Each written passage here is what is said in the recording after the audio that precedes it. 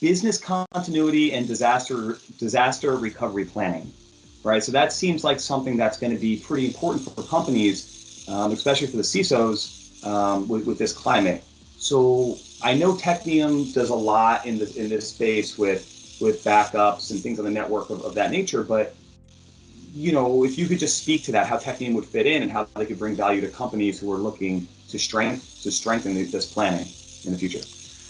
Right. So uh, business continuity and disaster recovery are often lumped together. And the reason they are is because business continuity is how do I keep my business functioning when something happens? And disaster recovery is what am I going to do when a specific disaster occurs? So if I lose my office, what's my recovery method? What's kind of happening in the world right now because of the pandemic is we're all experiencing a business continuity plan every day. So where I think we can absolutely help is when I said secure the anywhere. As businesses are moving to cloud technology, I think there is both a great sort of improvement in the way that business continuity disaster recovery is happening in front of our eyes, but there's also a risk. So first of all, is my business continuity disaster recovery plan as I'm experiencing it right now what I had envisioned? And you'd ask most IT people, they will say no. And the reason they'll say no is because they have great fear about is their business secure? And that's a problem because they didn't design this, they just adapted to a world where everybody was at home. So, first step in solving business continuity disaster recovery is moving to the assumption that the world we live in right now is our permanent future state. And how would we secure that? Step back from it, think about it. How would we secure that? Second thing, when you get to pure disaster recovery, is what I find in most disaster recovery plans is a very big lack of ability to test. If you can't test it, it didn't happen. That's a very big motto of mine personally.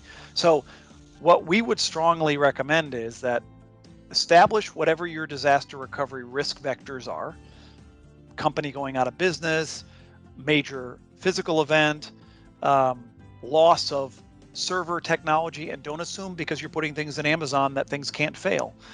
And actually instrument and perform a test. That's what our company was built on. The very first business that we started this company on was designing networks with disaster recovery in mind, because that's a communications problem. Greg used to be in the office accessing a server down the hall.